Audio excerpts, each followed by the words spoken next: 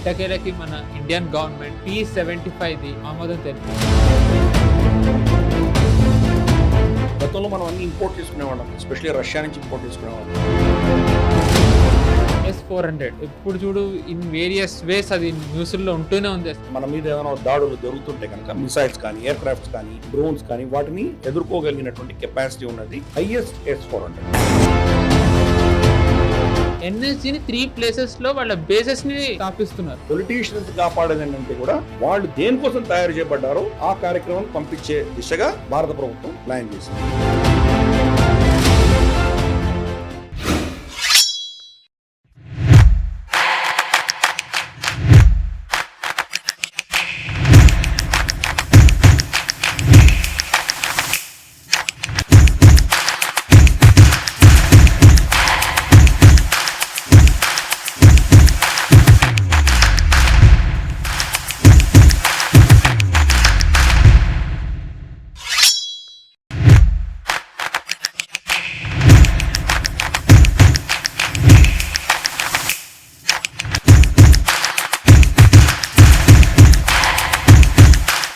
నమస్తే, welcome to defence roundup episode 6.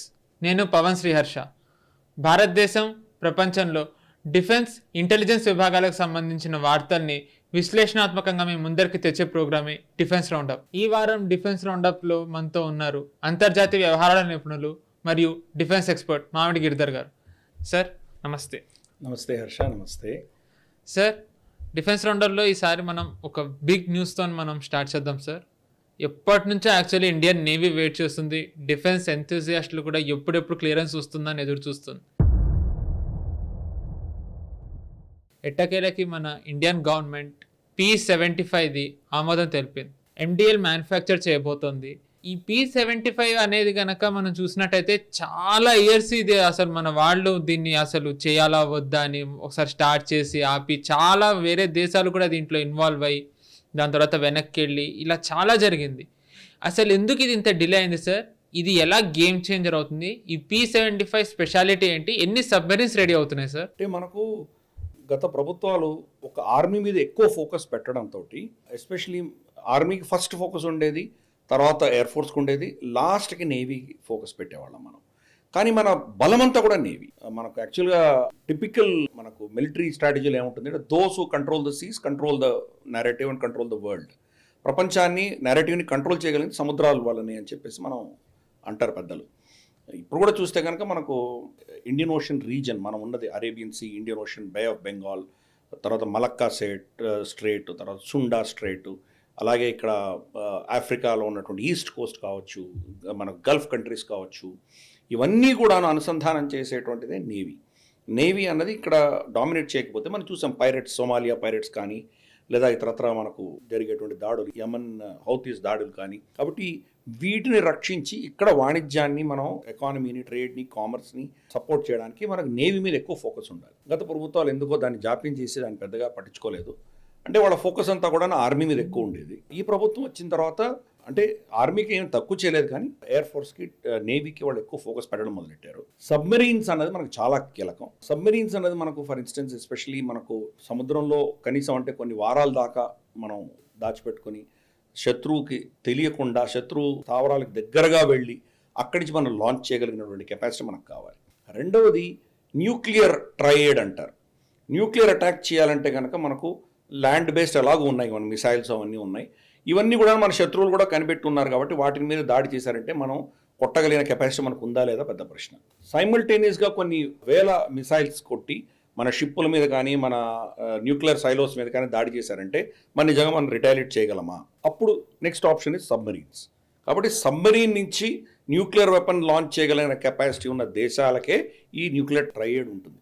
For instance Pakistan దగ్గర లేదు. పాకిస్తాన్ న్యూక్లియర్ వెపన్ అయినా కంట్రీ అయినా కానీ కూడా వాళ్ళ దగ్గర ఓన్లీ షిప్ నుంచి కానీ లేదా మనకు ల్యాండ్ నుంచి లాంచ్ చేయగలరు. వాళ్ళు సబ్మరీన్ నుంచి లాంచ్ చేసే కెపాసిటీ లేదు. చైనా వాళ్ళకి ఆ కెపాసిటీ ఇచ్చే ప్రయత్నం చేస్తుంది, కానీ ప్రస్తుతానికి వాళ్ళ దగ్గర లేదు. కానీ భారతదేశంలో మనకి ఇవన్నీ ఉన్నాయి.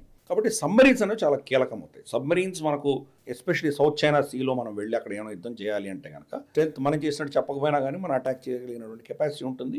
యుద్ధం లేకపోయినా కానీ కూడా శత్రువులు ఏం చేస్తున్నారు, వాళ్ళ షిప్పులు ఎలా వెళ్తున్నాయి, వాళ్ళ కమ్యూనికేషన్ ఏంటి వినడానికి కూడా మనం వెళ్ళొచ్చు. కాబట్టి సబ్మరీన్స్ అనేవి చాలా కీలకమైనది. గతంలో మనం అన్ని ఇంపోర్ట్ చేసుకునేవాళ్ళం, ఎస్పెషల్లీ రష్యా నుంచి ఇంపోర్ట్ చేసుకునేవాళ్ళం, కొన్ని ఫ్రాన్స్ నుంచి ఇలా మనం ఇంపోర్ట్ చేసుకునేవాళ్ళం. కానీ క్రమేపీ మన దేశంలోనే తయారు చేయాలి అన్నటువంటి ఒక ఆలోచనతోటి P75 ప్రాజెక్ట్ అని ఒకటి పెట్టారు. దాన్ని P75I అంటారు. P75 ఇండియా అన్న ప్రాజెక్ట్ ఒకటి. దీంట్లో ఏం చేశారంటే సబ్మరీన్స్ రమారం ఒక 20-25 సబ్మరీన్లు కావాలి అన్న దృష్ట్యా వాళ్ళు టెండర్లు కాల్ఫర్ చేయడం ఏమని చేశారు. బేసిక్గా దాంట్లో ఉన్నటువంటి థిస్సన్ క్రూప్ అన్నటువంటి ఒక కంపెనీను, తర్వాత ఇంకో కంపెనీ, ఈ 2 కంపెనీలు కూడా బేసిక్గా దాంట్లో వీళ్ళకి మన వాళ్ళు పెట్టిన స్పెసిఫికేషన్ వాళ్ళు ఒప్పుకోలేదు. ఎందుకంటే దాంట్లో టెక్నాలజీ ట్రాన్స్ఫర్ గురించి అడుగుతున్నాము. ప్లస్ దాంట్లో ఉన్నటువంటి కొన్ని వీళ్ళ దగ్గర ఉండొచ్చు, వీళ్ళ దగ్గర ఉన్నది వీళ్ళ దగ్గర లేకపోవచ్చు. ఈ రెండింటిని అనుసంధానం చేసి మనకు కావాల్సినటువంటి రిక్వైర్మెంట్స్ వాళ్ళు ప్రొవైడ్ చేయలేకపోయారు. అందుకే చాలా కాలంగా ఇది మనకు దక్కలేదు. ఫైనల్గా ఇప్పుడు దాన్ని కొన్ని ఇంపోర్ట్ చేస్తున్నాము, కొంత దాంట్లో ఉన్నటువంటి కండిషన్స్ సడలింపు చేసి ఇంపోర్ట్ చేస్తున్నాము. కొన్ని ఇండిజినస్గా మన దేశంలో ముంబైలో మెజగాన్ డాక్స్ లిమిటెడ్లో తయారు చేయడానికి సిద్ధపడినాం. 60,000 కోట్ల ఆర్డర్ మనకు DAC, డిఫెన్స్ అక్విజిషన్ కౌన్సిల్, దాన్ని ఆమోద ముద్ర వేయడం జరిగింది. మనకు భారత ప్రభుత్వం అనుకుంటున్నటువంటి నంబర్ ఏంటంటే 18 కన్వెన్షనల్ సబ్మరీన్స్, 6 న్యూక్లియర్ సబ్మరీన్స్ అని అనుకుంటున్నారు. కన్వెన్షనల్ సబ్మరీన్స్ అంటే దానిలో న్యూక్లియర్ పవర్ ఉండదు. న్యూక్లియర్ అంటే న్యూక్లియర్ బాంబు పెట్టేది కాదు. ఈవెన్ కన్వెన్షనల్ సబ్మరీన్స్లో కూడా న్యూక్లియర్ వెపన్స్ వాడచ్చు. ఇది కన్ఫ్యూజ్ అవ్వకూడదు. మనం చాలామంది ఏమనుకుంటారంటే న్యూక్లియర్ పవర్డ్ సబ్మరీన్స్లోనే న్యూక్లియర్ వెపన్స్ వాడచ్చు అని అనుకుంటారు. కాదు, దాంట్లో న్యూక్లియర్ పవర్ తోటి ఆ సబ్మరీన్ నడుస్తుంది. అది మనకు కన్వెన్షనల్ సబ్మరీన్స్ నుంచి కూడా మనం న్యూక్లియర్ అటాక్స్ చేయవచ్చు. కన్వెన్షనల్లో మనకు ఇతరత్ర బ్యాటరీస్ ఉంటాయి, దానికి డీజిల్ ఉండొచ్చు, దానికి ఇతరత్ర ఇంధనంతో నడిపిస్తారు. అవి న్యూక్లియర్ సబ్మరీన్స్ ఉన్నంత కాలం సముద్రంలో ఉండలేవు. అవి మళ్ళీ పైకి రావాలి, దానికి ఆక్సిజన్ తీసుకోవాలి, దానికి కొంత ఇబ్బంది ఉంటుంది. కాబట్టి అది ఎక్స్పోజ్ అయ్యేటువంటి ప్రమాదం వాళ్ళకు ఉండదు. వేరే న్యూక్లియర్ సబ్మరీన్ అనేది ఇంకా చాలా వారాలు, దీనికంటే ఎక్కువ శాతం అది ఇంకా సముద్రంలో ఉండవచ్చు. వీటిలో కూడా మన దగ్గర ఉన్నటువంటి టెక్నాలజీ, రష్యా దగ్గర ఉన్నటువంటి టెక్నాలజీలో లమారమి 15-20 సంవత్సరాల తర్వాత మళ్ళీ ఆ సబ్మరీన్ మధ్యలోకి కోసి కట్ చేసి ఇంజన్ అంతా తీసి మళ్ళీ దాన్ని రీఫర్బిష్ చేయాల్సిన పరిస్థితి న్యూక్లియర్ సబ్మరీన్స్లో కూడా. కానీ అమెరికా దగ్గర ఒక్కసారి దాన్ని ఇన్స్టాల్ చేశారంటే మళ్ళీ దాన్ని ముట్టకుండా దాన్ని కనీసం అంటే ఒక 60 ఏళ్ళు నడిపించగలిగిన కెపాసిటీ వాళ్ళ దగ్గర ఉన్నది. సో ఆ టెక్నాలజీని డైరెక్ట్గా అమెరికా ఎవరికి ఇవ్వకూడదు. కానీ అమెరికా, UK, ఆస్ట్రేలియా ముగ్గురు కలిసి ఆకస్ అని చెప్పేసి ఒక కూటమి ఏర్పరచుకొని ఆ టెక్నాలజీ బ్రిటన్, ఆస్ట్రేలియాకి సప్లై చేస్తుంది. మనకు ఎలాగో ఇవ్వరు వాళ్ళు, ఎందుకంటే మనం వాళ్ళ కూటమిలో లేము కాబట్టి. సో మనం ఏం చేసాం, 18 కన్వెన్షనల్ సబ్మరీన్స్, 6 న్యూక్లియర్ సబ్మరీన్స్ మనం డిసైడ్ చేసుకున్నాం. దాంట్లో 6 సబ్మరీన్స్ వచ్చేసి మనకు మెజగాన్ డాక్స్ లిమిటెడ్కి కన్వెన్షనల్ సబ్మరీన్స్ ఆర్డర్ ఇవ్వడం జరిగింది. ఎక్స్టెన్షన్ ఇంకో 3 కూడా ఇచ్చేటువంటి అవకాశాలు ఉన్నాయి. ఇవి ప్రస్తుతానికి 60,000 కోట్ల రూపాయలు ఇది ఇస్తున్నారు. టెక్నాలజీ థిస్సన్ క్రూప్ దగ్గర నుంచి వస్తుంది మనకు, జర్మనీది. వాళ్ళు గతంలో డైరెక్ట్గా వాళ్ళు ఈ యొక్క P75 ప్రాజెక్ట్ని వాళ్ళు తిరస్కరించారు. కండిషన్స్ ఒప్పుకోలేక వాళ్ళు తిరస్కరించడం జరిగింది అది. సో దాన్ని కొంచెం మోడిఫై చేసిన తర్వాత ఇప్పుడు joint venture, Mazagon docks limited joint వెంచర్తో కన్స్ట్రక్షన్స్ మొదలుపెట్టారు. సో మనకు ఈ టెక్నాలజీ కూడా అబ్జార్బ్ అవుతుంది. సరే, వాళ్ళు కొంత టెక్నాలజీ ఇస్తారు, కొంత ఇవ్వరు. ఫర్ ఇన్స్టెన్స్ కొన్ని క్రిటికల్ కాంపోనెంట్స్, ఇంజిన్ లాంటివి వాళ్ళే సప్లై చేస్తారు, మనకి ఇవ్వరు వాళ్ళు. మనం మెల్లిగా దాన్ని రివర్స్ ఇంజనీరింగ్ చేసుకుంటాం. ఎందుకంటే మెజగాన్ డాక్స్ లిమిటెడ్లో ఒక కెపాసిటీ ఉన్నది. అది బ్రిటిష్ సామ్రాజ్యం ఉన్నప్పటి నుంచి కూడాను కంపెనీ ఉండేది. వాళ్లకు గతంలో షిప్పులను సర్వీస్ చేసేవాళ్ళు, ఫస్ట్ INS విక్రాంత్ లాంటి షిప్స్ని వాళ్ళు సర్వీస్ చేసేవాళ్ళు. కాబట్టి వాళ్ళకు టెక్నాలజీ అనేది ఈజీగా అబ్జార్బ్ చేసుకునే కెపాసిటీ ఉన్నది వాళ్ళ దగ్గర. రష్యన్ షిప్స్, చాలా రష్యన్ సబ్మరీన్స్, వీటిని కూడా వాళ్ళు సర్వీస్ చేసి దాన్ని మళ్ళీ రీఫర్బిష్ చేయగలిగినటువంటి కెపాసిటీ వాళ్ళ దగ్గర ఉండేది. ఇప్పుడు సరే, కొత్త అన్ని టెక్నాలజీ వస్తున్నాయి, వాళ్ళు కూడా మ్యానుఫ్యాక్చర్ చేస్తున్నారు. మనకు చూస్తే కనుక క్రమేపీ మెజగాన్ డాక్స్ లిమిటెడ్ ఎప్పటి నుంచో చాలా కాలంగా ఉన్నది. కొచ్చిన్ షిప్ యార్డ్ తయారైంది, గోవా షిప్ యార్డ్ తయారైంది, అలాగే కోల్కతాలో తయారవుతుంది. క్రమేపీ మన ఫుట్ ప్రింట్ పెంచుకుంటున్నాం. కాబట్టి దాంట్లో భాగంగా ఈ యొక్క సబ్మరీన్ డీల్ అన్నది చాలా క్రూషియల్. రేపటి రోజు సౌత్ చైనా సీలో మనం ఏమైనా ఆపరేషన్స్ చేయాలన్నా, లేదా మనకు గల్ఫ్ ప్రాంతంలో మనం ఏదైనా చేయాలన్నా, ఇతరత్ర థియేటర్స్లో ఏదైనా మనం వెళ్ళి చేయాలంటే కూడా మనకు ఇది చాలా కీలకమైనటువంటి అసెట్గా తయారవుతుంది మనకి. ఇది ఇందాక నేను చెప్పినట్టు అది అటాక్ ఒకటే కాదు, ఈవెన్ సర్వీలెన్స్ అండ్ మానిటరింగ్, వీటన్నిటి కూడా పనికొస్తుంది ఇది. కాబట్టి ఇది ఒక వండర్ఫుల్ ఆత్మనిర్భర్ ఇనిషియేటివ్ కింద మనం దీన్ని యాక్సెప్ట్ చేద్దాం.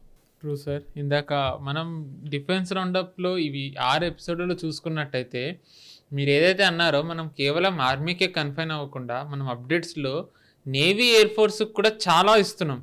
అంటే దీన్ని బట్టి మీరు అన్నట్టుగానే గవర్నమెంట్ ఆర్మీ ఎంత ఇంపార్టెంటో నేవీ ఎయిర్ ఫోర్స్ కూడా అంతే ఇంపార్టెంట్. వీటికి కూడా ఈక్వల్ ఇంపార్టెన్స్ ఇవ్వాలి. ఇవన్నీ కలిపితేనే ఇండియా సేఫ్ ఉంటుంది అనేది వాళ్ళు అర్థం చేసుకున్నారు. And they are doing a great job చెప్పాలి అంటే. సో ఇంకా నెక్స్ట్ వెళ్ళినట్టయితే కనుక సార్ నెక్స్ట్ అప్డేట్లోకి S-400. రష్యాది తెలిసిందే. ఈ S-400 అనేది ఎప్పుడు చూడు ఇన్ వేరియస్ వేస్ అది న్యూస్లో ఉంటూనే ఉంది. ఎస్పెషల్లీ ఇండియాలో రీసెంట్లీ మన వాళ్ళు దానికి ఒక పేరు కూడా పెట్టడం జరిగింది. అంటే మామూలుగా మనం ఏమన్నా ఇంపోర్ట్ చేసుకున్నట్టయితే మనం పేరు మనం ఓన్ ఇస్తాము. లైక్ ఇప్పుడు భీష్మ అని సోవియట్ ఎరా ట్యాంక్. అలాగే దీనికి మనం సుదర్శన్ ఇచ్చాం. ఈ S-400 ఒక టెస్ట్ చేశారు సార్. ఎనిమీ మిసైల్స్ దాంట్లో 80% న్యూట్రలైజ్ చేయగలిగింది. ఎస్పెషల్లీ ఇప్పుడు యుక్రెయిన్ వార్ అవుతున్నప్పుడు చాలా కాన్ఫ్లిక్టింగ్ రిపోర్ట్స్ చూస్తున్నాం. S-400 ఫెయిల్ అయిందని, లేదు S-400 కాపాడుతోందని. ఈ టైంలో ఈ టెస్ట్ రిజల్ట్ రివీల్ చేయడం అనేది మనం ఎలా చూడాలి? Is it any kind of countering a fake narrative or ఏంటంటే S-400 మాకు ఒక రిలయబుల్ వెపన్ అని మనం ఏమైనా మెసేజ్ ఇస్తున్నామా? దీన్ని ఎలా చూడాలి సార్? నిజంగా మనకి ఏ ఎక్విప్మెంట్ అయినా ఏ వెపన్ అయినా కానీ కూడా దాని కెపాసిటీ ఒక లెవెల్ అయితే దాన్ని వాడే వాళ్ళ కెపాసిటీ, వాళ్ళ ట్రైనింగ్ అన్నది దాన్ని ఎన్హాన్స్ చేస్తుంది, అది దాన్ని ముందుకు తీసుకెళ్తుంది. మనకు ఫర్ ఇన్స్టెన్స్ మనం చూసాము F-16 అది చాలా అడ్వాన్స్డ్ ఎయిర్ క్రాఫ్ట్. దాన్ని MiG-21 తోటి మరి అభినందన్ వర్ధమాన్ కొట్టగలిగారు కదా. అంటే ఇది ఆయన నైపుణ్యం. అది వాళ్ళ మిసైల్ వచ్చి ఈయనని కొట్టేంత లోపల దాన్ని ఎలా డాట్ చేసి వాళ్ళని కొట్టాలి, వాళ్ళ ట్రెజెక్టరీని ఎలా ఎస్టిమేట్ చేయాలి, ఇదంతా ట్రైనింగ్తో వచ్చేటువంటిది, అనుభవంతో వచ్చేటువంటిది, ఆయనకున్నటువంటి ప్రొఫెషనల్స్తో వస్తుంది. అది కాబట్టి ఎక్విప్మెంట్ మన దగ్గర అంత గొప్పగా లేకపోయినా కానీ కూడా దాన్ని సమర్థవంతంగా ఎలా వాడగలం అన్నది ట్రైనింగ్ నైపుణ్యత వల్ల వస్తుందన్నమాట. అది ఇక్కడ మనం చూస్తే కనుక S-400 అన్నది ప్రస్తుతానికి ఈవెన్ రష్యా అంబల పొదలో కూడా ఉన్న దాంట్లో మోస్ట్ ఎఫెక్టివ్. మన మీద ఏమైనా దాడులు జరుగుతుంటే కనుక మిసైల్స్ కానీ, ఎయిర్ క్రాఫ్ట్స్ కానీ, డ్రోన్స్ కానీ వాటిని ఎదుర్కోగలిగినటువంటి కెపాసిటీ ఉన్నది హైయెస్ట్ S-400 ప్రస్తుతానికి రష్యా దగ్గర ఉన్నది, చైనా దగ్గర ఉన్నది, అలాగే టర్కీ దగ్గర ఉంది, మన దగ్గర ఉన్నది. మనం 5 బ్యాటరీస్ ఆర్డర్ ఇచ్చాము, దాంట్లో 3 వచ్చాయి, ఇంకో 2-3 రావాలి మనకు. ప్రస్తుతానికి వాళ్ళు యుద్ధం చేస్తున్నారు కాబట్టి ఇంకొంచెం డిలే అవుతుంది మనకు. మోదీ గారు మన పుటిన్ కలిసినప్పుడు కూడా తొందరగా పంపించమని అడగడం జరిగింది. మనం పెద్ద ప్రశ్న మరి యుక్రెయిన్ యుద్ధంలో వాళ్ళు ఏమవుతుంది అని. యుక్రెయిన్ యుద్ధంలో ఇప్పుడే మొదటిసారి వాళ్ళు కర్స్క్ రీజన్లో వాళ్ళు దాడి చేసి కొంత రష్యన్ భూభాగాన్ని కబ్జా చేసుకున్నారు. అక్కడ మిసైల్స్ ఏం ఫైర్ చేయలేదు, రాకెట్స్ ఏం వెళ్ళలేదు, వాళ్ళ ఎయిర్ క్రాఫ్ట్స్ ఏం వెళ్ళలేదు, సైనికులు వెళ్ళారు. కాబట్టి నిజంగా S-400కి ఛాలెంజ్ లేదు. S-400 డ్రోన్స్ని పట్టుకోలేదు. డ్రోన్స్ చాలా చిన్నవి, దాని కెపాసిటీ వేరే. ఒక $1000 డ్రోన్ని పేల్చడానికి కోసం $1 మిలియన్ S-400 మిసైల్ వాడక్కర్లేదు. కాబట్టి డ్రోన్ అటాక్లు కొన్ని జరిగినాయి రష్యాలో. డ్రోన్ అటాక్లు జరిగినాయి కాబట్టి ఇది మిసైల్ ఫెయిల్యూర్ అని చెప్పడానికి వీల్లేదు. మనకు మిసైల్ ఎఫెక్టివ్గానే చాలా మాత్రం కౌంటర్ చేయగలిగింది. అది ఈవెన్ నేటో మిసైల్స్ కూడా బాగానే కౌంటర్ చేసిందని విన్నాం మనం. ఎనీవే నేను ఇందాక చెప్పినట్టు దాని కెపాసిటీ ఒక లెవెల్ అయితే మన ట్రైనింగ్ కెపాసిటీ అన్నది కూడా చాలా దాన్ని ఎన్హాన్స్ చేస్తుంది. కాబట్టి మన వాళ్ళు దాన్ని ఏం చేశారంటే దాన్ని టెస్ట్ చేశారు. అఫ్కోర్స్ S-400ని సుదర్శన్ 400 అని పేరు పెట్టడం జరిగింది. దాన్ని టెస్ట్ చేసి దీనిలో లూపోల్స్ ఏమైనా ఉన్నాయా, దీన్ని ఎలా ఎఫెక్టివ్గా మనం వాడుకోవచ్చు, ఇంకా దీని యొక్క శక్తిని ఎలా పెంచవచ్చు అని మనం బాగా క్షుణ్ణంగా స్టడీ చేసి ఒక సిమ్యులేషన్ అంటే యుద్ధం అవుతున్నట్లు ఊహించుకొని దాని మీద మన మీద దాడి జరుగుతుంటే దాన్ని ఎలా నివారించాలి అన్నది వీళ్ళు ప్రయత్నాలు చేశారు. దాంట్లో 80% సక్సెస్ఫుల్గా వీళ్ళు ధ్వంసం చేయగలిగారు అని చెప్తున్నారు. మిగతా 20% వాళ్ళు వెనక్కి వెళ్ళిపోయారు అంటున్నారు. అంటే వాళ్ళ ఎయిర్ క్రాఫ్ట్స్ వచ్చాయి, ఇవి మిసైల్స్ అన్ని షూట్ డౌన్ చేస్తుంటే వాళ్ళు వెనక్కి తిరిగి వెళ్ళిపోయి ఉండొచ్చు. అలాగే వాళ్ళ మేజర్ పెద్ద డ్రోన్స్, చిన్న డ్రోన్స్ కామికాజీ డ్రోన్స్ అంటారు కదా, అంటే ఆత్మాహుతి చేసుకుని చచ్చిపోయేటువంటి డ్రోన్స్ ఉంటాయి, వాటిని ఎవరు వాళ్ళు ఆపరు.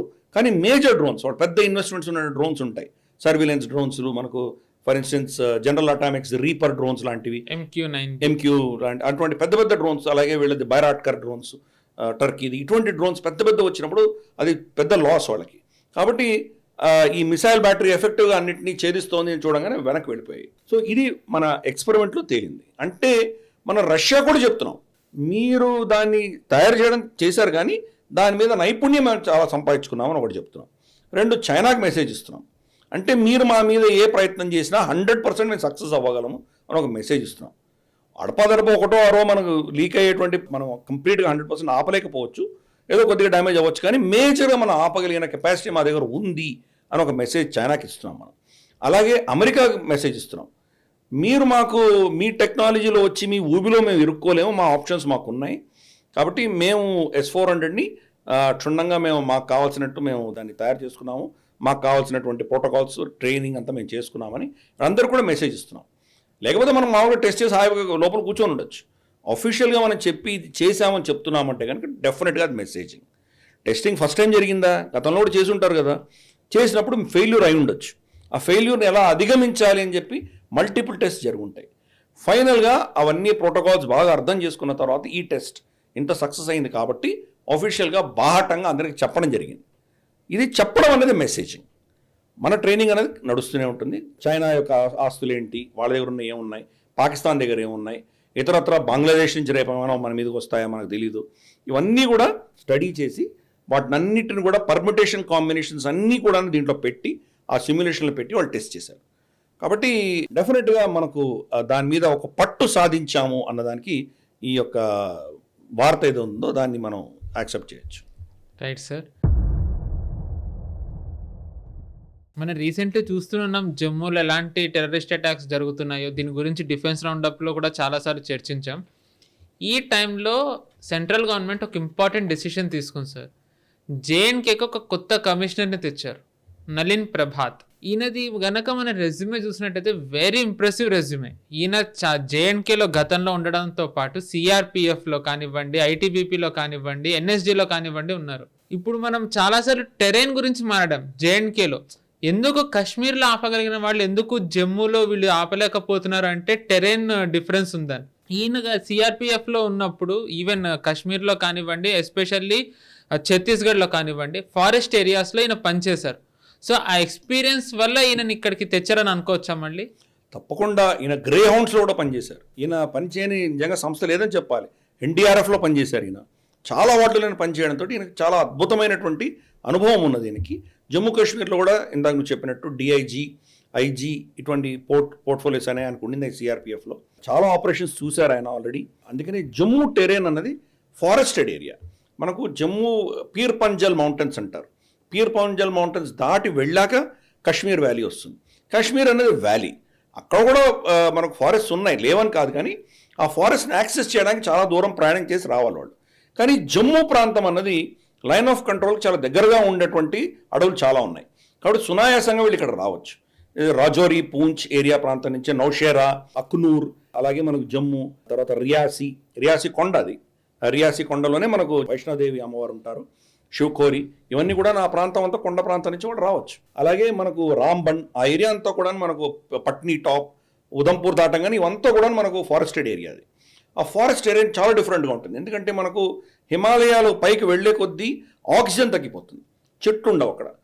తక్కువ హైట్ ఉన్నంత వరకు దట్టమైన అడవులు ఉంటాయి, కింకారణ్యాలు ఉంటాయి. జమ్మూలా ఉంటాయి మనకు. కాశ్మీర్లో ఎస్పెషలీ మనం కనుక గురేజ్ లేదా మనకు ఇంకేదో మనకు కరకోరం ఆ ప్రాంతాలకు వెళ్ళామంటే అక్కడ మనకు చెట్లు ఉండవు, ఏముండవు, బేరంగా ఉంటుంది. ఇక్కడ వాళ్ళని హ్యాండిల్ చేయడం చాలా కష్టం. వేరేస్ ఈయన మనకు నలిన్ ప్రభాత్ గారు ఆంధ్రప్రదేశ్ క్యాడర్ ఆయన, అంటే ఉమ్మడి రాష్ట్రం ఉన్నప్పుడు 92 ఆంధ్రప్రదేశ్ క్యాడర్లో ఆయన చేరారు. Of course originally from Himachal Pradesh. ఆయన గ్రే హౌండ్స్, నక్సలైట్స్తో హ్యాండిల్ చేసినటువంటి అనుభవం ఆయనకు ఉంది. అన్ఫార్చునేట్లీ ఒక దుర్ఘటన కూడా జరిగింది. ఆయన యాంటీ నక్సల్ ఆపరేషన్స్లో 75 మంది సిఆర్పిఎఫ్ జవాన్లు ఛత్తీస్గఢ్లో చనిపోయేటువంటి విషయం కూడా మనకు తెలుసు. ఇటువంటి ఘటనలు జరుగుతాయి. అక్కడ ఆయన చేసిన తప్పిదం అంతా ఏంటంటే అపాయింట్ అయిన నెల లోపునే ఆయన ఏరియా డామినేషన్కి వీళ్ళని పంపించడం జరిగింది. బహుశా అంత తొందరపడి ఉండకపోయిండొచ్చు అని చాలామంది చెప్తున్నారు. కానీ సక్సెస్ అయి ఉంటే కానీ అందరిని మెచ్చుకునేవాళ్ళు. అన్ఫార్చునేట్లీ చనిపోయారు కాబట్టి ఆయన బ్లేమ్ చేయడం అనేది కూడా తప్పు, అది చేయకూడదు. అది ఆయనకు అటువంటి నైపుణ్యం ఉన్నది కాబట్టి అర్జెంటుగా ఆయనని బరిలోకి దించడం జరిగింది. అది ఎప్పుడు ఎన్నికలు, జమ్మూ కాశ్మీర్ ఎన్నికలు దగ్గర పడినప్పుడు, రెండవది జమ్మూ ప్రాంతంలో ఉగ్రవాద చర్యలు పెరిగినప్పుడు, ఈ రెండు ఘటనలు జరుగుతుండగా ఆయనని అక్కడ తీసుకురావడంలో ఉద్దేశం అదే. గతంలో కూడా పంజాబ్ హోటల్లో టెర్రరిస్టులు వాళ్ళు దాడి చేసినప్పుడు ఆ ఆపరేషన్ కూడా ఈయనే చాలా సక్సెస్ఫుల్గా దాన్ని ఎదుర్కోగలిగారు. ఆయన చాలా కీలక పాత్ర పోషించారు ఆయన. కాబట్టి ఆయనకు ఉన్నటువంటి అనుభవం దృష్ట్యా ఆయనను మళ్ళీ ఇప్పుడు జమ్మూ కాశ్మీర్ కమిషనర్గా ఆయన డిప్లాయ్ చేయడం జరిగింది. అది ఆయన రాగానే అఫ్కోర్స్ ఇమ్మీడియట్గా ఆయన గ్రిడ్ మార్చడం ఇవన్నీ చాలా చేశారు. ఆయన ఎల్జీ కలిశారు, చాలామంది ఆయన పెద్ద పెద్ద ఆర్మీ ఆఫీసర్స్ ఆయన కలవడం ఇవన్నీ చూసాం మనం. కాబట్టి అఫ్కోర్స్ డెఫినెట్గా ఆయన యొక్క అప్రోచ్లో చాలా తేడా ఉంటుంది. చాలా tough, no nonsense officer అని వింటాం ఆయన గురించి. కఠినమైన చర్యలు తీసుకుంటారు ఆయన. అండ్ చాలా అనుభవం ఉన్నటువంటి వ్యక్తి కాబట్టి మనకు జమ్మూలో కూడా క్రమేపీ ఆయన సెక్యూరిటీ గ్రిడ్ ఆయన కంట్రోల్లో తీసుకుంటారు అని మనం ఒక విధమైనటువంటి భరోసా ఉన్నది. ఎలక్షన్ టైంలో ఏ దుశ్చర్యలు చేయకుండా వాళ్ళని కట్టుదిట్టం చేయగలిగిన కెపాసిటీ ఆయనకు ఉన్నది. అడపదడప ఒకటి అరా మనం ఎవరో ఆపలేరు, కానీ లార్జ్లీ ఈ యొక్క పాకిస్తానీ మూకలు ఉన్న వాళ్ళని ఎవరైతే ఉన్నారో వాళ్ళని నాకు కౌంటర్ చేసే కెపాసిటీ ఆయనకు ఉన్నది అని చెప్పి మనకు అందరూ చెప్తున్నారు. కాబట్టి చూద్దాం, మరి రాబోయే ఎన్నికలు శాంతియుతంగా జరగాలని మనం కోరుకుందాం. మరి నళిన్ ప్రభాత్ లాంటి వ్యక్తి అక్కడ వెళ్ళారంటే తప్పకుండా ఆయనకు ఉన్నటువంటి అనుభవంతో దీనంతా కూడా మళ్ళీ ఒక విధమైనటువంటి కంట్రోల్ తీసుకొచ్చే ప్రయత్నం చేస్తారని భావిస్తాం. Correct sir. ఇందాక మీరు పంజాబ్ హోటల్ గురించి చెప్పారు, దాని గురించి మనం మాట్లాడాలి. ఎందుకంటే ఇది జమ్మూ కాశ్మీర్లోనే ఉంది. ఎట్ ది సేమ్ టైం ఇది ఎప్పుడు ఇది చాలా మందికి అంత మనకు 26/11 మాట్లాడతాం, కానీ 26/11 తర్వాత అది ఈక్వల్ అంటే 26/11 2010లో జరిగింది. ఒక హోటల్లోకి వెళ్ళిపోయారు, మళ్ళీ యాజ్ యూజువల్లీ లష్కర్ తోయిబా టెర్రరిస్టులు అక్కడ ఉన్న వాళ్ళందరినీ హోస్టేజెస్గా తీసుకుంటే జమ్మూ కాశ్మీర్ పోలీస్ డీజీ ఎవరైతే ఉన్నారో ఆయన ఫస్ట్ సిఆర్పిఎఫ్గా అప్పుడు ఈయన డీజీగా పనిచేసినప్పుడు ఈయనదే సజెషన్స్ అడిగారు. కరెక్ట్. సో ఈయన ఆపరేషన్ స్టైల్ అనేది అదొక ఎగ్జాంపుల్ కింద తీసుకోవచ్చు మనం. కరెక్ట్. అప్పుడు ఆయన సౌత్ కాశ్మీర్లో ఉండేవారు. ఈ అటాక్ జరిగినటువంటి ప్రాంతం ఏదైతే ఉందో అక్కడ ఈయన జ్యూరిస్డిక్షన్ లేదు, అయినా ఈయనని స్పెషల్గా పిలిచారు అక్కడికి. ఆయన దగ్గర ఉన్నటువంటి అనుభవజ్ఞులైనటువంటి కొంతమందిని తీసుకువెళ్ళి ఆపరేషన్ సక్సెస్ఫుల్గా ఆయన ఆపరేట్ చేశారు. అక్కడ 100 మందిని హాస్టేజెస్ తీసుకున్నారు. చాలా ఇన్నోవేటివ్గా అక్కడ వాళ్ళు ఉన్నటువంటి, ఎందుకంటే కాశ్మీర్లో ఎస్పెషలీ ఇండ్లన్నీ కూడా చెక్కతో కట్టుంటాయి. చెక్కతో కట్టున్నటువంటి ఫ్లోర్ని వీళ్ళు కింద నుంచి ఫైర్ చేయడం మొదలుపెట్టారు టెర్రరిస్ట్స్. సో దానిని వీళ్ళు అధిగమించడానికి కోసం అని చెప్పేసి బుల్లెట్ ప్రూఫ్ వాళ్ళ దగ్గర ఉన్నటువంటి కొంత మెటీరియల్ ఏదైతే ఉందో దాన్ని తీసుకెళ్ళి వాళ్ళు కార్పెట్గా వేసి దాన్ని వాళ్ళని కాపాడుకున్నారు. అంటే చాలా ఇన్నోవేటివ్ ఆన్ ద స్పాట్ నిర్ణయాలు తీసుకొని దాన్ని ఎలా చాకచక్యంగా అధిగమించాలి అన్నటువంటి ఆలోచన ఆయనకు అటువంటి కెపాసిటీ ఉంది. కాబట్టి ఆయన అప్పుడు చాలా అద్భుతంగా దాన్ని హ్యాండిల్ చేయగలిగారు. కరెక్ట్. మనకు 26/11లో ఎలాగైతే తాజ్ హోటల్ని వాళ్ళు కబ్జా చేసుకున్నారో అదేవిధంగా పంజాబ్ హోటల్ని కూడా కాశ్మీర్లో వాళ్ళు కబ్జా చేసుకున్నారు. దాన్ని ఈయన కౌంటర్ చేసి దాన్ని వాళ్ళ టెర్రరిస్టులందరినీ మట్టుపట్టించి అక్కడ శాంతియుతంగా దాన్ని ఎండ్ చేశారు. ఆయన హాస్టేజెస్ పెద్ద డ్యామేజ్ కాకుండా చేయగలిగారు ఆయన. ఆ అనుభవంతో, గ్రే హౌండ్స్ అనుభవంతో, యాంటీ నక్సలైట్ ఆపరేషన్స్ ఇవన్నీ ఆయనకు అనుభవం ఉంది. కాబట్టి ఆయనకంటే ఇంకా బెస్ట్ ఆఫీసర్ ఎవరు మనకు ఇప్పుడున్నటువంటి జమ్మూలో ఉన్నటువంటి పరిస్థితులను హ్యాండిల్ చేయడానికి లేరని చెప్పి ఆయన డిప్లాయ్ చేయడం జరిగింది. Let us all wish him all the very best. True sir, let us all wish him very best. I hope ఈయన దాంట్లో ఏదైతే జమ్మూలో ఇప్పుడు జరుగుతున్నాయో అవి టెర్రర్ అటాక్స్ డిక్లైన్ అవుతాయని మనం కోరుకుందాం. అండ్ నెక్స్ట్ సార్, ఇంకో ఇంపార్టెంట్ న్యూస్ ఏంటి అంటే మన ministry of home affairs security ఇచ్చే ఎవరైతే ఫోర్సెస్ సెక్యూరిటీ ఇస్తుందో విఐపీస్కి, Z+ కానివ్వండి, Z కానివ్వండి, Y+, ఇందులో చిన్న చేంజెస్ చేస్తుంది. మామూలుగా మనకి Z+లో NSG, ITBP ఉంటుంది. వీళ్ళిద్దరిని కూడా ఇందులోంచి తీసేసి వాళ్ళు వేటికైతే వాళ్ళు ఆ ఫోర్సెస్ ఉన్నాయో, అంటే ITBP అనేది India China border or Tibet border, India Tibet బార్డర్లో టిబెట్లో ఉన్న చైనా వాళ్ళ దగ్గర ఉండడానికి బార్డర్ని గార్డ్ చేయడం, అండ్ NSG వచ్చేసి యాంటీ టెర్రర్ ఆపరేషన్స్కి మాత్రమే వాడాలి అని అనుకుంటున్నాయి. ఇవి రెండు వేరువేరుగా చూస్తే మనకి డిఫరెంట్ న్యూస్ అనిపించవచ్చు, కానీ అట్ ది సేమ్ టైం NSGకి ఈ న్యూస్ వచ్చిన వెంటనే ఒక ప్యారలల్గా ఇంకో న్యూస్ కూడా వచ్చింది. NSGని 3 ప్లేసెస్లో వాళ్ళ బేసెస్ని స్థాపిస్తున్నారు. ఒకటి కేరళ, ఇంకొకటి పంజాబ్లోని పఠాన్కోట్, ఇంకొకటి అయోధ్య.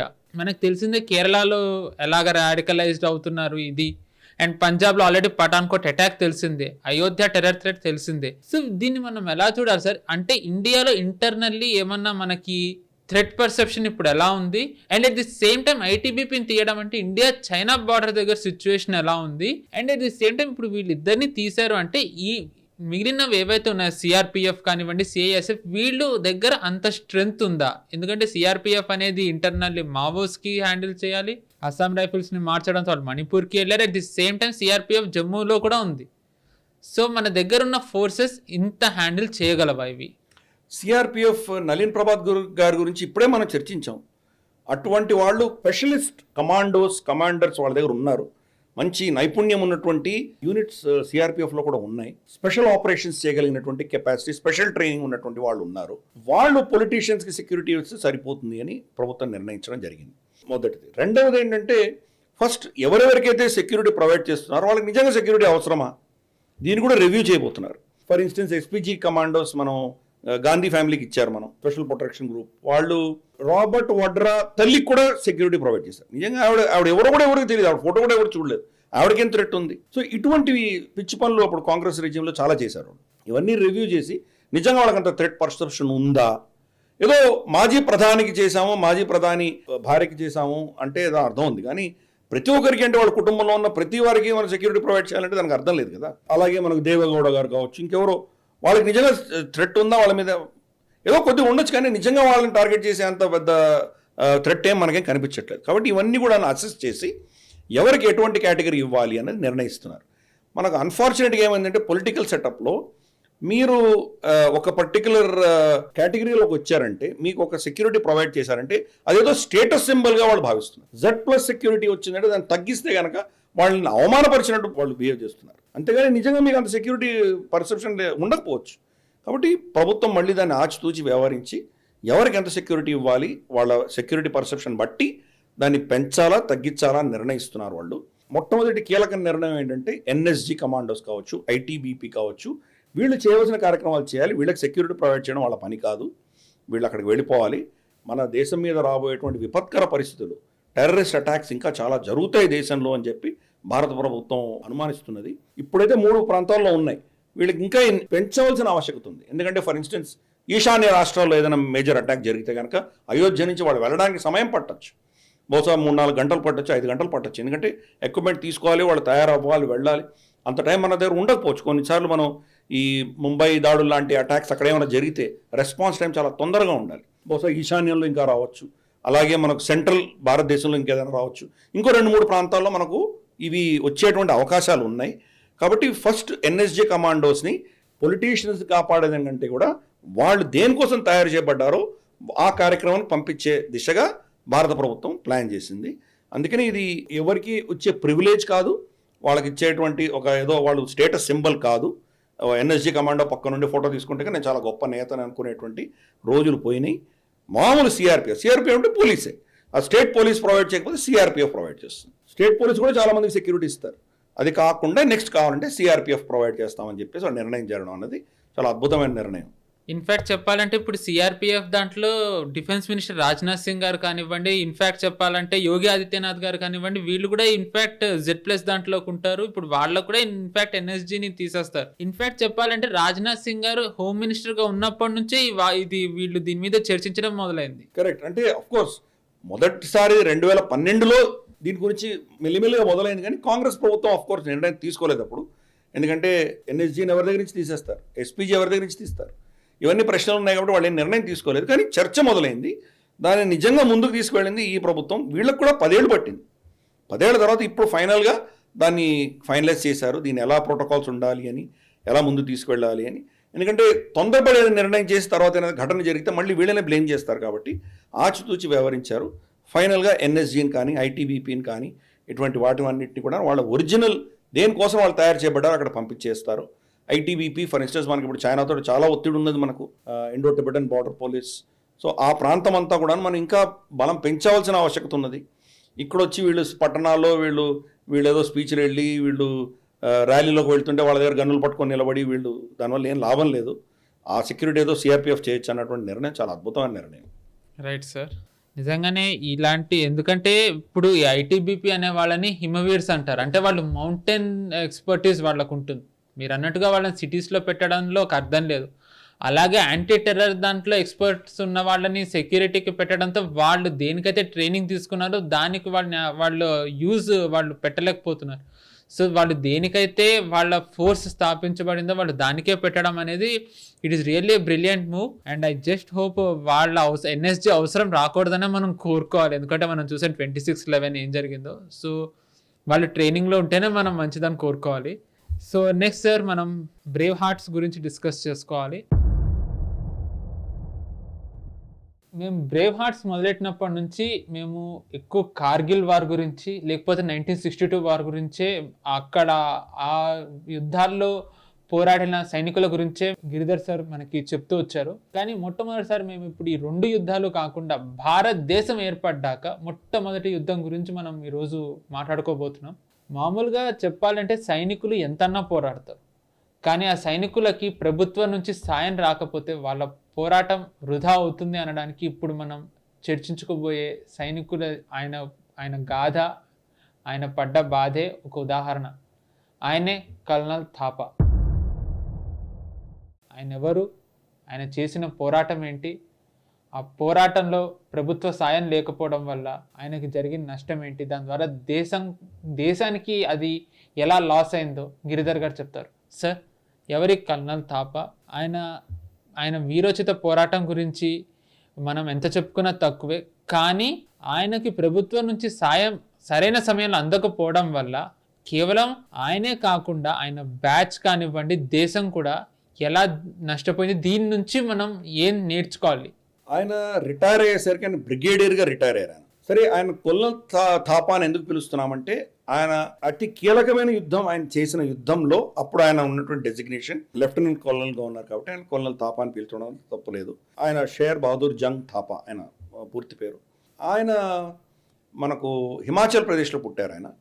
కానీ ఆయన హాకీ ప్లేయర్గా ఉండేవారు.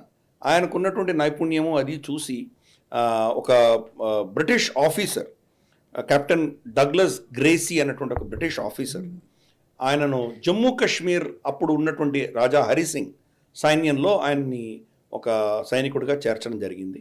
ఆయన దాని ఆఫీసర్గా ఎదగడం, అక్కడ ఆయన కల్నల్గా ఆయనకు ప్రమోషన్ రావడం, ఇవన్నీ జరిగినాయి. 1947లో ఎప్పుడైతే విభజన జరిగిందో, ఆ విభజన జరగంగానే మనకు తెలుసు ఘటనలు ఏమేమి జరిగాయో. ఘన్సారా సింగ్ అని చెప్పేసి ఒక గవర్నర్ని రాజా హరిసింగ్ గిల్గిట్ ఏజెన్సీకి పంపించారు. ఆయన గిల్గిట్ ఏజెన్సీ అంతకంటే ముందర బ్రిటిష్ అధీనంలో ఉండింది. 15 ఆగస్ట్ వీళ్ళు ట్రాన్స్ఫర్ ఆఫ్ పవర్ చేసినప్పుడు దానికంటే 15 రోజుల ముందర 1 ఆగస్ట్ వాళ్ళ అధీనంలో ఉన్న ప్రాంతాలన్నీ కూడా మళ్ళీ రాజా హరిసింగ్కి వాపస్ చేశారు. గిల్గిట్ ఏజెన్సీ కూడా రాజా హరిసింగ్కి వచ్చింది. రాగానే ఆయన ఏం చేశారంటే ఆ ప్రాంతంలో ఆయన గవర్నర్ ఘన్సారా సింగ్ని పంపించడం జరిగింది. పంపిస్తే అక్కడ ఉన్నటువంటి గిల్గిట్ స్కౌట్స్ అని అక్కడ బ్రిటిష్ ఆఫీసర్ దాన్ని రన్ చేసేవాళ్ళు, వాళ్ళు లండన్ నుంచి వాళ్ళకి వచ్చిన ఆదేశాల మేరట కెప్టెన్ బ్రౌన్ అన్నటువంటి వ్యక్తి ఆయన ఏం చేశారంటే అక్కడ ఉన్నటువంటి ఘన్సారా సింగ్ సైనికులందరినీ అరెస్ట్ చేసి వాళ్ళలో ఉన్నటువంటి హిందూ సిక్ సైనికులందరినీ చంపేసి కంప్లీట్గా ఆ ప్రాంతం అంతా పాకిస్తాన్కి హస్తగతం చేశారు. ఇది జరుగుతుండగా మళ్ళీ స్కర్దు అన్నటువంటి ఊరికి వస్తారు వాళ్ళు. స్కర్దు అన్నది మనకు లదాఖ్ ప్రాంతంలోనే ఒక ఏరియాలో ఉన్నది అది స్కర్దు. కాబట్టి ఆ ప్రాంతానికి వీళ్ళు అటాక్ చేసేటువంటి ప్రమాదం ఉంది అని చెప్పేసి వార్నింగ్ ఇవ్వగానే మనకు ఈయన share Bahadur Thapa, colonel share Bahadur Thapa గారు లే నుంచి బయలుదేరి ఆయన మంచు, అక్కడ ఏం రోడ్లు లేవు, ఏమీ లేవు, నడక బాటన ఆయన 23 నవంబర్ 1947లో బయలుదేరి వెళ్తే 2 డిసెంబర్కి ఆయన స్కర్దు చేరుకున్నారు. స్కర్దులో దాన్ని అస్కర్దు అంటారు, స్కర్దు అంటారు. అది 3 సైడ్స్ కూడాను సింధు నది ప్రవహిస్తుంది అక్కడ. అంటే అది ఒక ఐలాండ్ లాంటిది లిటరల్గా చెప్పాలంటే. ఇలా సింధు నది తిరిగి ఇటు వెళ్తుంటుంది అనమాట. 3 ప్రాంతాల్లోనూ ఉంటుంది. దాని మధ్యలో కొండ మీద కోట ఉంటుంది. ఆ కోట ఈయన తీసుకున్నారు. ఆ ఊరికి రావడానికి వచ్చేటువంటి 2 పాసెస్ని కూడా ఈయన సైన్యాన్ని పెట్టి అక్కడ పంపించడం జరిగింది. ఆ సైనికులలో ముస్లిం ఆఫీసర్ ఉన్నటువంటి సైనికుడు పాకిస్తాన్ సైన్యంతో వస్తున్నటువంటి గిల్గిట్ స్కౌట్స్ ఎవరైతే ఉన్నారో వాళ్ళతో కలిసిపోయి తన సొంత సైన్యంలో ఉన్నటువంటి కల్నల్ థాపాకి విధేయులుగా ఉండటం వల్ల చంపేయడం జరిగింది. దాంతో ఇంకా మిగతా ఏదైతే కాలం ఈయన అంటే నాన్ ముస్లిం కాలం ఎవరైతే ఉన్నారో వాళ్ళందరూ కూడా చనిపోవడం జరిగింది. కానీ కల్నల్ థాపా మాత్రం ఆయనకు ఉన్నటువంటి లిమిటెడ్ రిసోర్సెస్, ఆయనకు ఉన్నటువంటి తక్కువ మందు సామాగ్రి కావచ్చు, ఆహారం కావచ్చు, నీళ్లు కావచ్చు, వీటితోటి ఆయన స్కర్దు ఫోర్ట్లో ఆయన దాన్ని పటిష్టంగా ఆయన ఉండగలిగారు. ఆయనకు సహాయం పంపించడానికి భారత సైన్యం చాలా ప్రయత్నం చేసింది. కానీ మనకు కార్గిల్ దాటి ముందరకు వెళ్ళలేనటువంటి పరిస్థితి. ఇక్కడ మొత్తం పాకిస్తానీ ఆర్మీ వచ్చేయడంతో వీళ్ళు వెళ్ళలేకపోయారు. ఎయిర్ డ్రాపింగ్ చేద్దామని ప్రయత్నం చేసినా కానీ చాలా కఠినమైనటువంటి ప్రాంతం అది కొండ ప్రాంతం. అక్కడ కనుక వాళ్ళు ఫైర్ చేశారంటే అక్కడ పారాషూట్ కూడా పడితే కూడా కొండలో పడి చనిపోయేటువంటి పరిస్థితి. కాబట్టి ఎక్కువ చేయలేకపోయారు. 1-2 అటెంప్ట్స్ చేసినా కానీ వాళ్ళు వేసినటువంటి ఆహార సామాగ్రి కానీ మందు సామాగ్రి కానీ కోటలో కాకుండా బయట కూడా పడ్డాయి. దాంతో నిజంగా సహాయం రాలేకపోయింది. అయినా వాళ్ళు 6 నెలల పాటు వీళ్ళని ఆపగలిగారు. ఈ పాకిస్తాన్ సైన్యాన్ని, గిల్గిట్ ప్రాంతం నుంచి వచ్చిన స్కౌట్స్ వీళ్ళందరినీ కూడాను 6 నెలలు ఆపగలిగారు.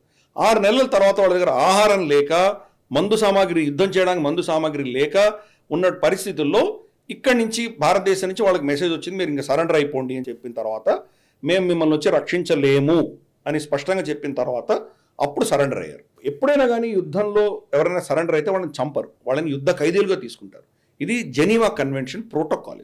కానీ ఒక పైశాచిక సైన్యం పాకిస్తాన్ది కాబట్టి అక్కడ ఉన్నటువంటి అందరినీ కూడా వాళ్ళ కుటుంబాలతో సహా అందరినీ చంపేసి, హిందువుల సైనికులందరినీ చంపేసి, అతి కిరాతకంగా వాళ్ళందరినీ చంపేసి ఒక కొల్లల తాపాన్ని మాత్రం బాగా గాయపరిచి ఆయనకు సంబంధించినటువంటి ఆర్డర్లీ అంటారు, ఆయనకు సపోర్ట్గా ఉన్నటువంటి సెక్రటరీ లాంటి వీళ్ళిద్దరినీ మాత్రం ఒక గుర్రం మీద పెట్టి కార్గిల్ సైడ్కి వదిలేస్తారు వాళ్ళు. సో వాళ్ళు చాలా గాయాలు తగిలి భారతదేశానికి రావడం జరిగింది. అది స్కర్దు యుద్ధం అన్నది మన చరిత్రలో ఓడిపోయిన యుద్ధం, కానీ చాలా కీలకమైన యుద్ధం.